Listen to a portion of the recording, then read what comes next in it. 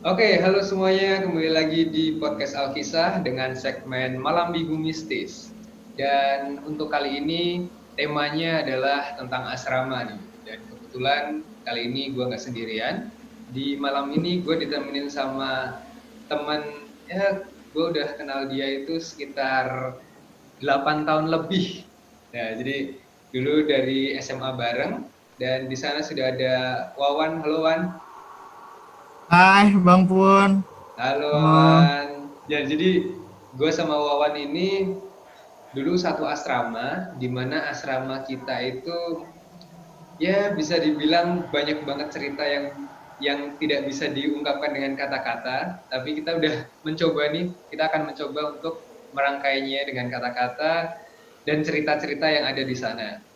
Dan untuk yang pertama, gue akan mulai dari cerita yang dikirim oleh adik kelas gue, ya. Jadi ada adik kelas gue di asrama dulu yang ngirimin cerita tentang asrama di mana kita dulu tinggal. Kita tinggal di asrama itu tahun 2014 ya, Wan ya? 2011 sampai enggak 14 ya. dong. Dari 2011 sampai 14 ya. Nah, gitu. Jadi 3 tahun. Jadi kalau buat ngebayanginnya asrama kita itu besar, besar banget ya untuk sebuah asrama karena eh, ini itu sebenarnya sebuah resort yang dimanipulasi, diubah menjadi sebuah asrama. Dimanipulasi. Asli. Dan ini memang Betul. memang resort tua ya, walaupun memang apa ya besar dan mewah, tapi ini tuh resort tua. Dan dengar-dengar sebelum adanya kita di sana itu resortnya sepi, soalnya tidak ada penghuni lain kayak gitu. Iya, Oke, dan kebetulan juga ya dapat kebetulan bangunannya yang agak-agak juga SMA kita ini ya. gitu deh. Ya udahlah, pokoknya di episode pertama gue pernah cerita sedikit tentang asrama itu dan sekarang kita bakal cerita lebih dalam lagi. Oke, gue mulai ceritanya. Ini dari adik kelas gue yang sebenarnya ini bukan nama aslinya, tapi dia menyebut namanya Arfa. Jadi gini, kejadiannya ini cukup horor menurut aku, tapi gak tahu sih buat kalian kayak gimana. Ini kejadian waktu aku kelas 1 SMA.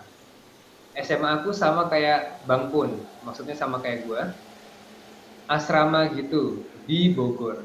Oke, jadi udah kebayang ya, asrama kita di Bogor. Gedungnya numpang di sebuah resort gitu. Jadi ya emang basically creepy. Singkat cerita, kelas 1 SMA, semester 2, aku dapat kamar di gedung dengan inisial M dan berada di lantai 2. Kamarnya bagus memang, tapi nuansanya nggak enak. Apalagi yang lantai 4. Jadi kamarku itu diisi 4 orang. Betul, setiap kamar memang berisi 4 orang. Dengan 2 bunk bed. Jadi kamarnya itu dengan kasur yang bertingkat. Itu bunk bed. Dan itu ada 4 kasur. 2 lemari di pojok dan 2 meja yang saling berhadapan. Oke. Bunk bed ini yang satu mepet dinding kamar mandi, sementara yang lain mepet pintu kaca dan jendela ke arah balkon kecil. Kasurku yang mepet jendela ini yang bagian atas. Jadi dia ini tidurnya yang bagian atas. Di antara bunk bed ada meja, sementara meja lainnya ada di seberang meja tadi. 2 lemari di sebelah meja di pojok kamar. Jadi malam itu emang aku lagi ngasah bakat ngalong dengan cara menonton film maraton. Jadi Ya biasalah anak-anak asrama kalau udah nggak ada kerjaan pasti nonton film malam-malamnya. Film ya, berlarut-larut. Iya, bahkan sampai pagi bisa. Malam itu aku ngerasa fine-fine aja awalnya. Masih nonton film dengan santai. Nah, kejadiannya dimulai dari sejak aku selesaiin film ketiga di malam itu. Perasaan gak enak mulai muncul. Seperti ada yang ngeliatin dari arah jendela. Jadi kasurnya dia ini kan di sebelah jendela pas. Jalan 1 menitan film, perasaan makin gak karuan. Jadilah aku memutuskan untuk tidur saja. Laptop aku matikan, taruh di sebelah kepala. Sikat gigi, aku skip. Cuci tangan dan cuci kaki juga aku skip. Lalu siap tidur. Jadi malam itu aku memutuskan untuk tidur dengan kepala ke arah lemari. Oke, jadi kepalanya ini ada di arah lemarinya yang tadi gue jelasin. Dan di antara lemari sama kasur itu ada jendela yang kebetulan waktu itu masih kebuka. Cuma ketutup gorden aja.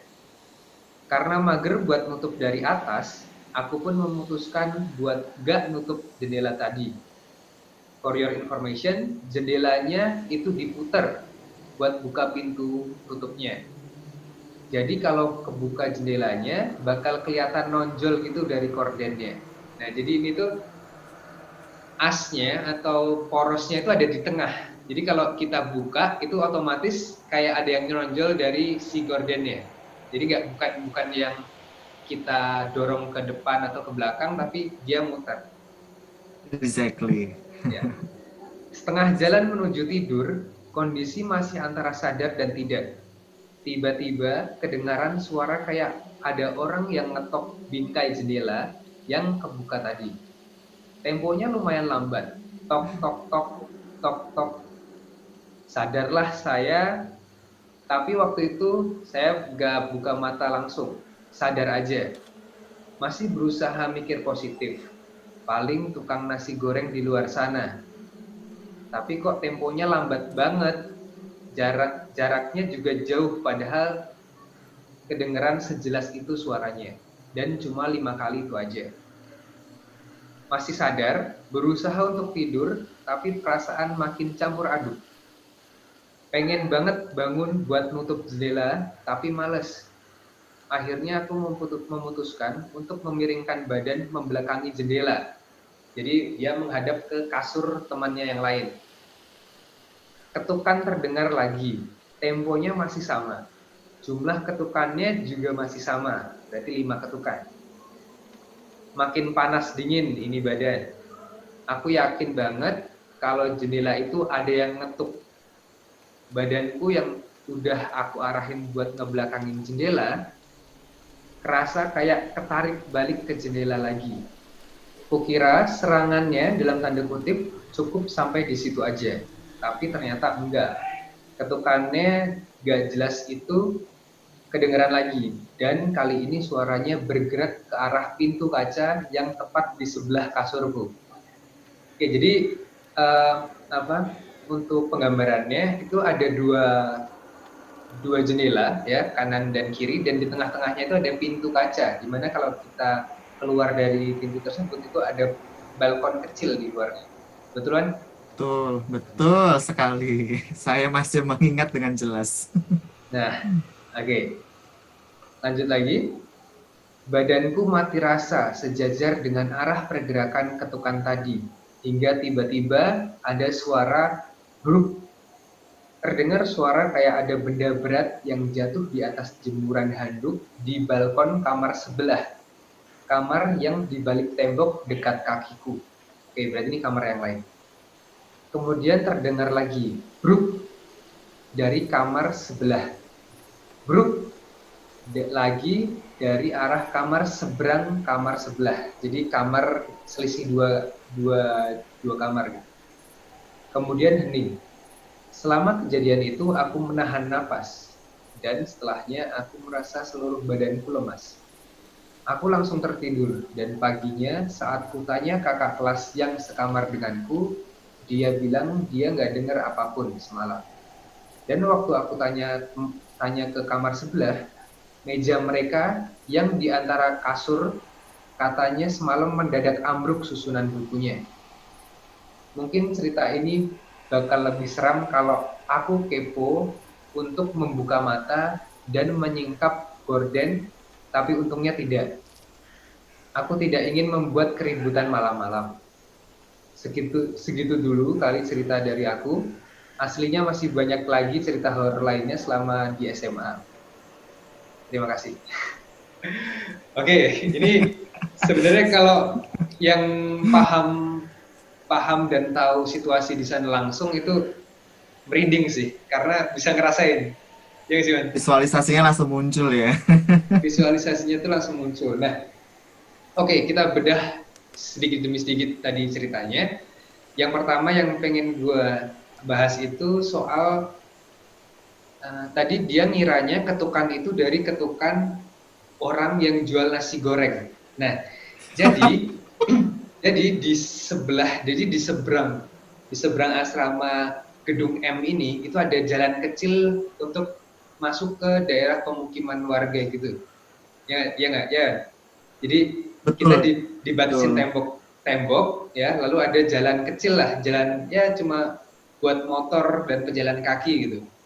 Nah itu juga sebenarnya aku agak apa ya,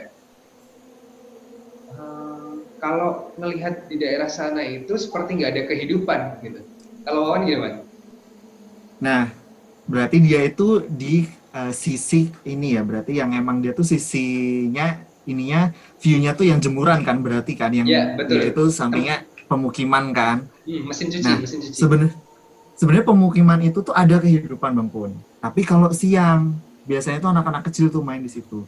Kenapa aku bilang kalau siang? Karena kalau malam itu kan isinya sebenarnya kayak apa ya, bambu-bambu doang isinya kan.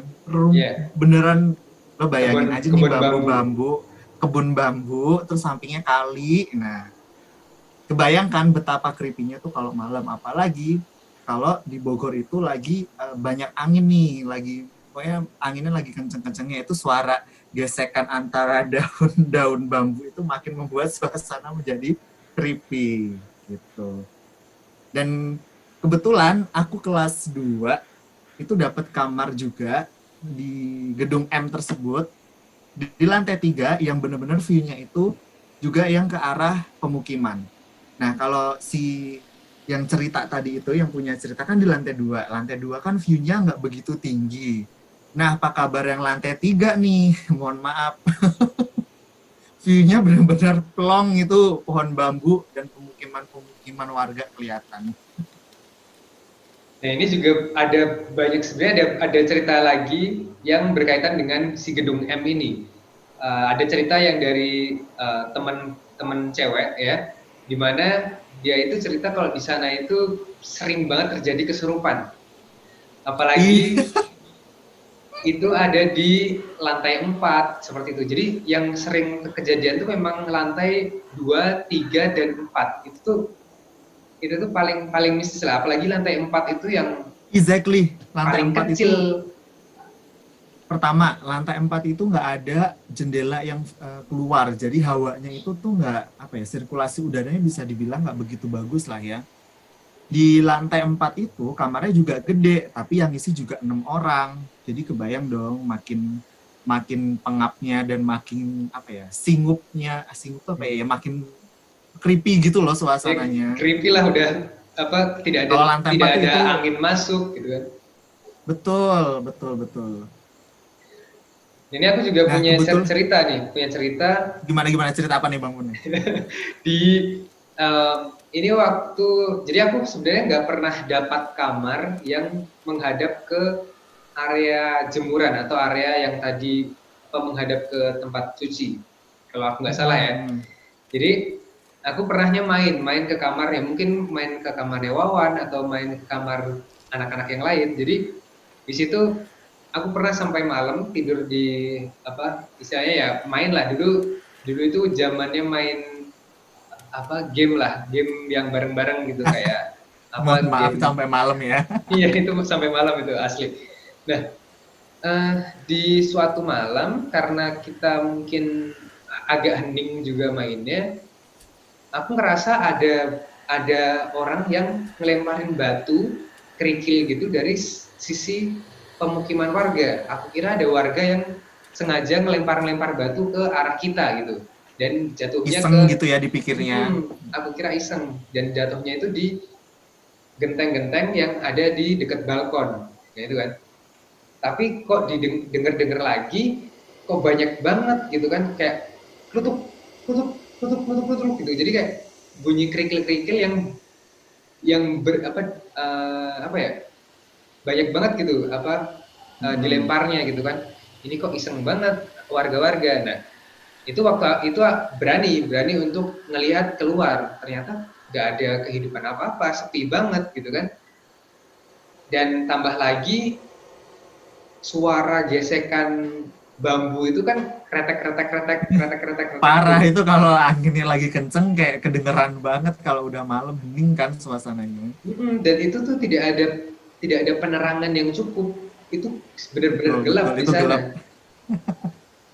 Itu masih tanda tanya sih, karena yang merasakan adanya lemparan-lemparan batu kerikil itu tidak hanya aku dan teman-teman saat itu, atau lebih ke cowok gitu kan, tapi ternyata teman-teman cewek yang pernah menempati gedung M ini itu juga merasakan hal yang sama. Asli sih. Luar biasa sih karena kebetulan itu berbatasan dengan pemukiman warga kali ya, jadi makin menambah.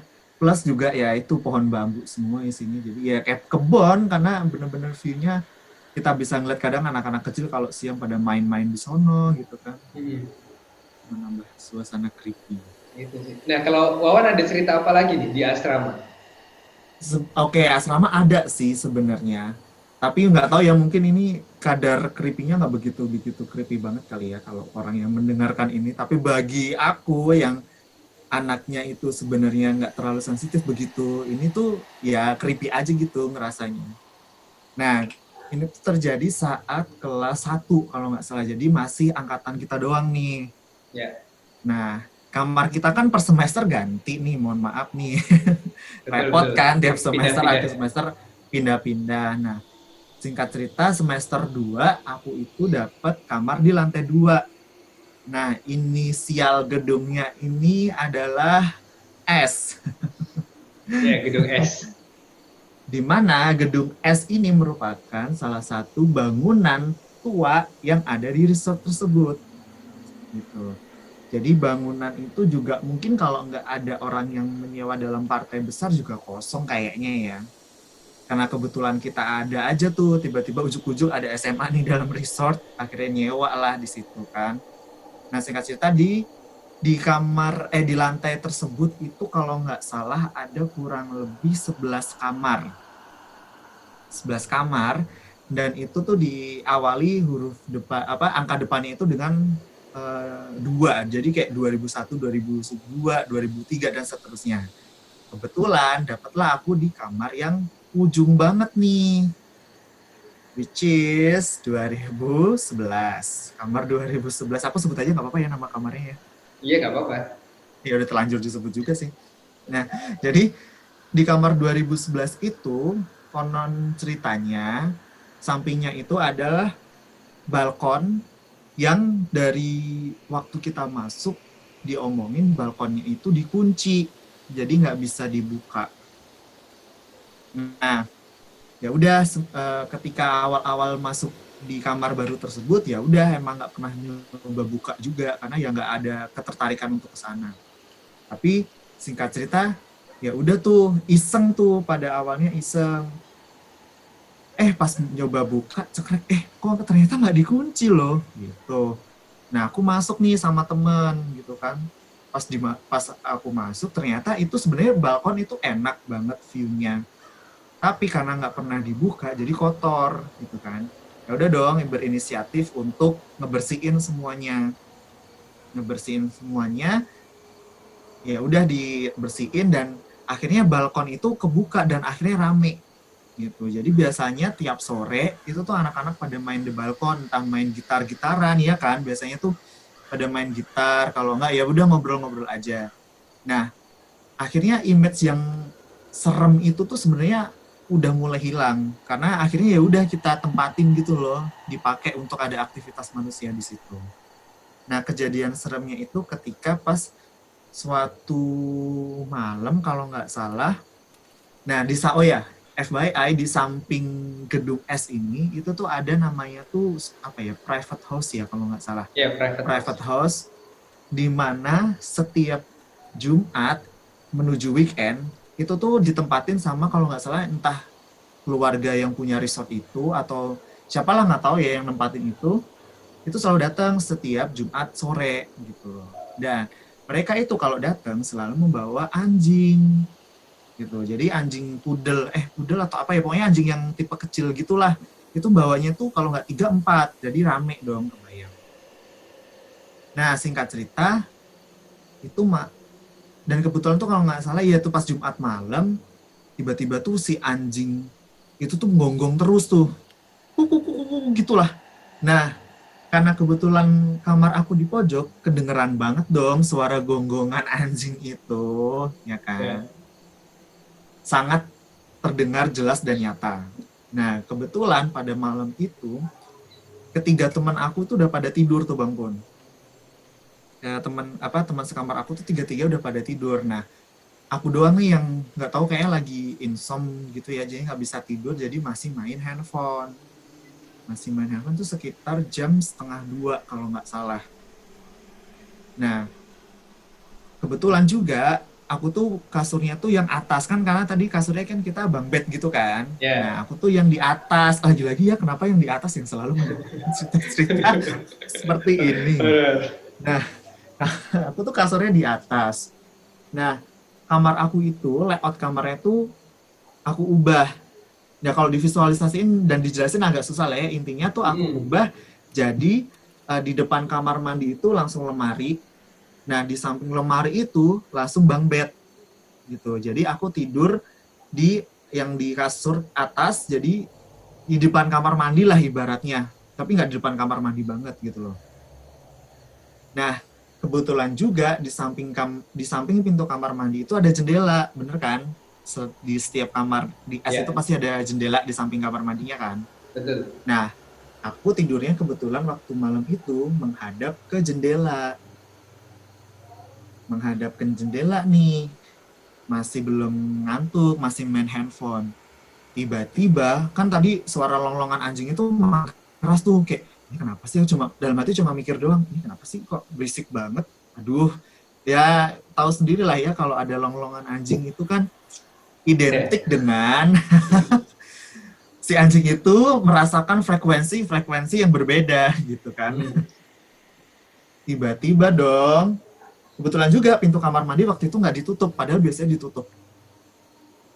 Tiba-tiba melihat, aku masih sangat jelas, dan kalau ceritain itu sebenarnya agak sedikit merinding sih Bang Pun.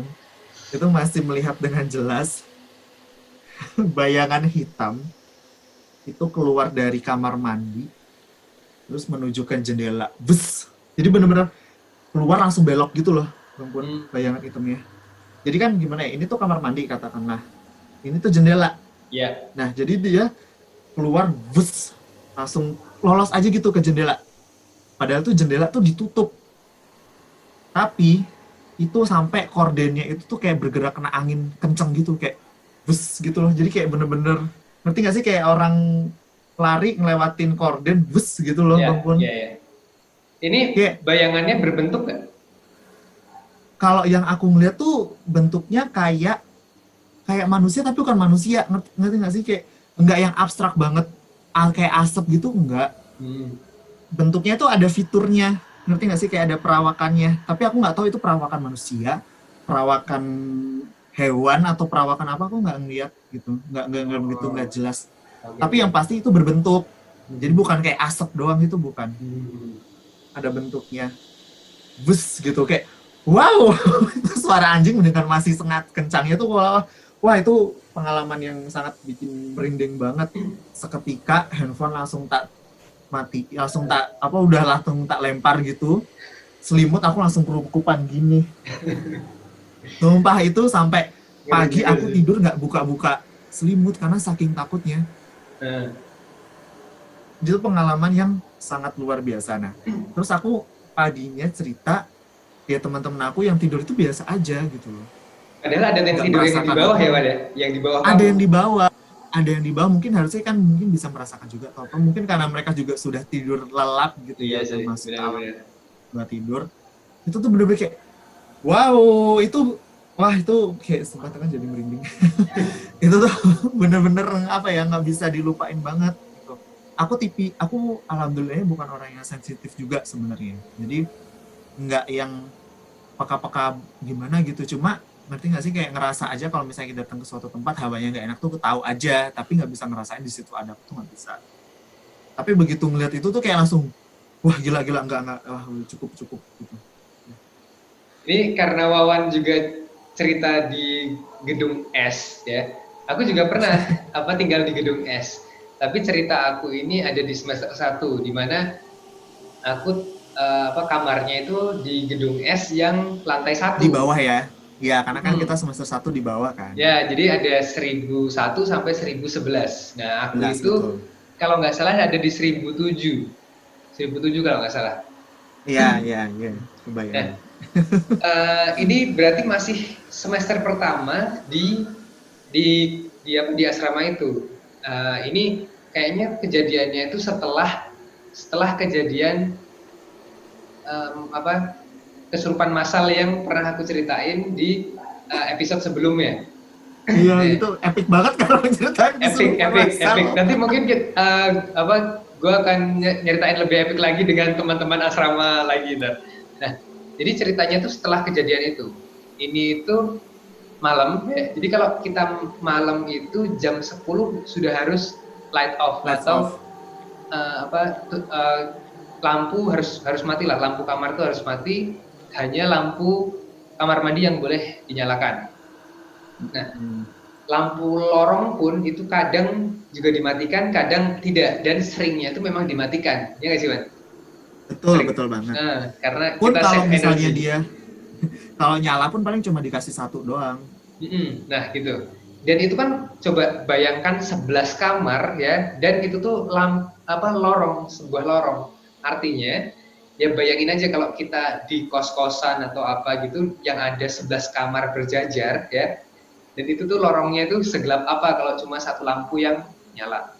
Nah, di suatu malam sama seperti Wawan juga mungkin sedang insom atau memang nggak bisa tidur atau mungkin tadinya tidur sore atau tidur siang, itu susah banget tuh tidur. Biasanya aku untuk tidur itu kayak gambar, nulis atau apa kayak gitu kan. Nah, waktu malam itu ini posisi kasur aku ada di atas. Lagi-lagi di atas sih, Wan, yang di Wah ya, kenapa selalu yang di atas yang Nah, kalau tadi Wawan itu tidurnya itu yang dekat kamar mandi, Kak, tapi sudah dirubah posisinya. Nah, kalau aku ini itu masuk pintu kamar, itu ada kasur di sebelah kanan. Jadi ada kasur di sebelah kanan, lemari ada di sebelah kiri. Nah, aku di dekat tembok pintu. Jadi kasur yang mepet ke tembok pintu yang di atas. Nah, di atas, aduh aku merinding. Aduh ya Allah. Jadi aku tuh kayak tahu nih arah ceritanya kemana nih. aduh. Jadi di atas pintu itu sejajar sama kasur kita itu tuh ada jendela. Kan bener. Aduh. Ini aku merinding banget. Ini ada jendela. Nah, di mana jendelanya itu memang transparan ya. Dan kita itu bisa seperti ngintip keluar gitu, apa yang terjadi di luar gitu kan. Nah, ini malam banget ya, udah malam, lampunya udah dimatikan, jadi kalau ada pergerakan sedikit hitam atau apa gitu pasti refleks kita tuh langsung kayak nengok seperti itu. Nah, ini lagi kayak fokus-fokusnya kayak tiduran gitu, tiba-tiba aku ngerasain di jendela yang di atas itu ada yang kayak nengok gitu, muncul tiba-tiba, Wan. Creepy banget sih. Ini, aduh ya ampun. Jadi kayak seolah-olah ada orang yang ngintip ngintip kalian ke kamar kalian, tapi hanya sepersekian detik dia langsung turun lagi. Nah, logikanya nih ya, ini pertama logikanya. Itu jendelanya itu tuh di atas pintu. Jadi Tinggi, pintunya itu tuh 2 meter. Kalaupun posisinya orang tinggi. posisinya tinggi, kalaupun orang itu apa ya, manjat sesuatu, apa kursi atau itu pasti ketahuan ada suaranya gitu. Tapi ini tuh enggak gitu. Kayak sesuatu yang tinggi banget. Terus tiba-tiba nengok langsung, Itu kan jadi merinding. waktu aku nengok ke bayangan itu langsung hilang lagi, kayak muncul terus turun lagi. Itu semester 1 sih di apa di lantai di gedung S itu. Emang sebenarnya kan gedung S itu kan emang se-creepy itu ya. Karena itu kan lorongnya panjang banget. Asli Dan panjang kalau banget. malam gelap.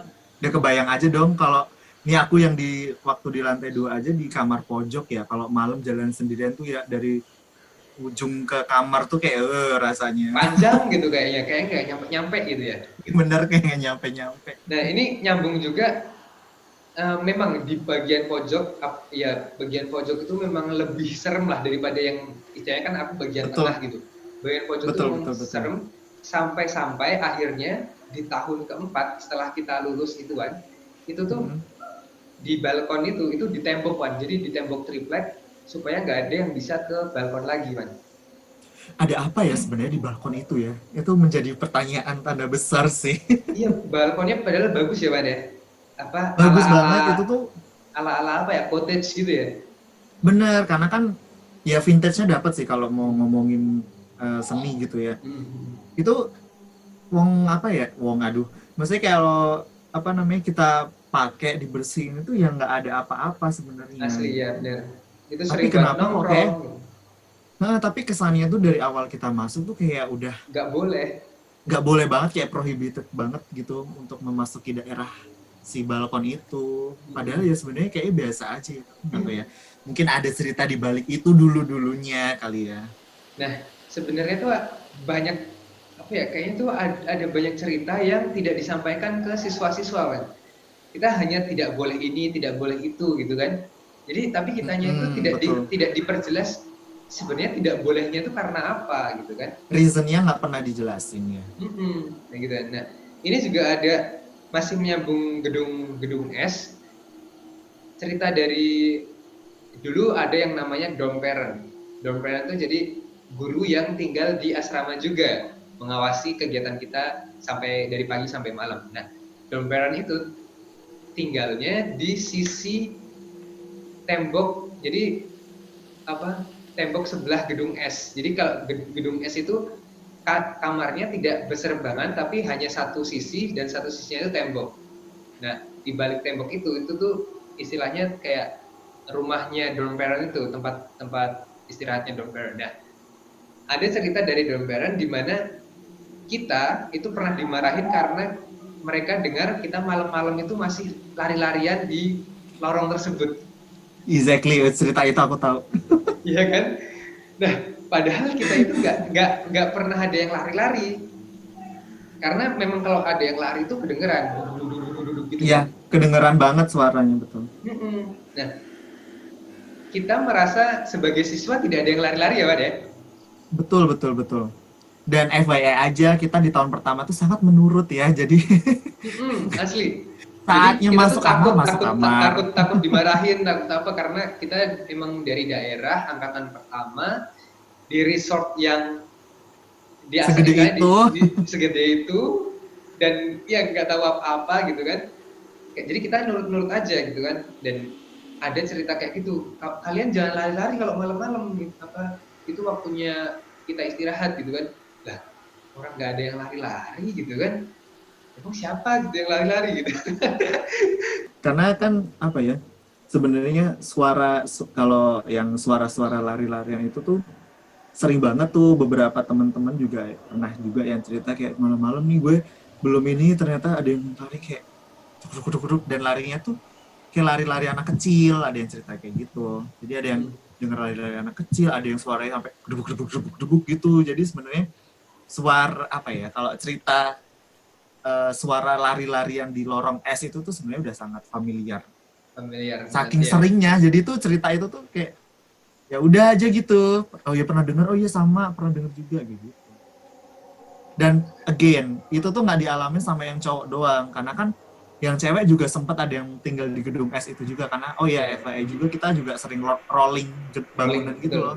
betul. Balik lagi karena setiap semester kita berpindah-pindah kamarnya, di rolling terus. Jadi yang dulunya tempat cewek bisa dipakai cowok, yang dulunya tempat cowok bisa dipakai cewek. Nah yang cewek pun juga ada juga tuh Bang Pun yang cerita sama gitu. Ada yang tiba-tiba ngelihat kayak ada yang ngintip, ada yang suara lari-lari, gitu tuh kayak ya gimana ya, aku mungkin sebenarnya aku paham dan sensitif akan hal-hal seperti itu tuh dari SMP sih Wan. Jadi dari waktu kita ketemu di suatu acara itu Wan, itu aku mulai sensitifnya tuh di event itu, walaupun sebelumnya juga pernah di apa istilahnya ditunjukin sesuatu lah, tapi mulai apa ya lebih sensitif itu waktu event ada event kepramukaan di Jogja ya, dimana itu pertama kalinya bertemu dengan Wawan karena kita memang sama-sama dari Jogja gitu. betul. Dan di tempat waktu acara pramuka itu memang sudah terkenal akan ibarat kalau orang Jawa tuh bilangnya wingit gitu. Banget, Kewingitannya iya, itu tuh udah sangat terkenal. Itu udah sangat terkenal. Jadi itu juga wow juga sebenarnya, nanti mungkin Bang Pun bisa menceritakan episode mungkin selanjutnya ya tentang tempat itu gitu. Bisa lah, kita nanti bisa bikin episode lagi, kita cerita tentang kewingitan hal-hal di Jogja ya Wan ya. Oh boleh banget, aku suka itu. Oke, Walaupun sebenarnya anaknya penakut. Oke, jadi tadi udah ada gedung M, udah ada gedung S ya, di mana masih ada banyak gedung-gedung lagi yang belum kita ceritain ya. Kalau ini closing statement dari Wawan, gedung M dan gedung S lebih creepy mana Wan? Jujur kalau aku S, S lebih creepy ya? karena kan itu awal mula ada kejadian kesurupan massal kan berawal dari gedung S, mohon maaf Ya, nih. betul. Aku juga setuju kalau gedung S lebih creepy karena gedung M itu masih disewakan untuk orang lain, apa pengunjung lain. Betul. Tapi Jadi kalau gedung S tidak. kalau dilihat bangunannya pun gedung M jauh lebih baru, gedung apa maksudnya dari segi desainnya, dari bangunannya kayak lebih kelihatan lebih baru juga lah gitu. Pun kalau pas kita kelas 1 kan itu baru angkatan 1 doang ya, di mana sekolah kita belum menyewa di gedung M. Ya.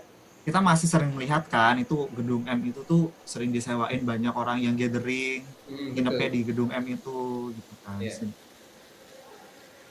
Jadi kalau aku disuruh milih lebih serem mana ya, jelas gedung S itu lebih serem. Karena di situ ada cerita-cerita unik gitu. Awal masuk tiba-tiba kesurupan massal. Kesurupan massal. Oke, ini mungkin pendengar juga penasaran cerita-cerita selanjutnya di asrama gitu. Mungkin ntar kita bakal ngajak teman lagi yang bisa cerita juga tentang asrama kita. Itu banyak banget karena kita punya 6 angkatan di sana ya. Dan semuanya juga ngerasain asrama di sana.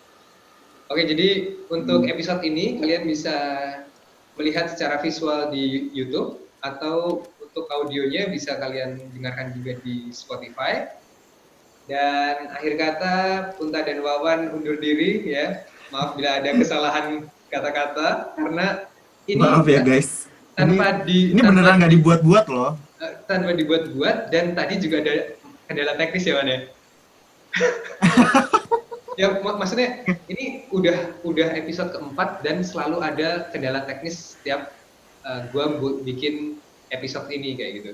Ya nggak tahu apa yang terjadi. Oke lah, see you in the next episode. Thank you Wawan udah sama-sama untuk bercerita juga. Kita kapan lanjutin lagi ya.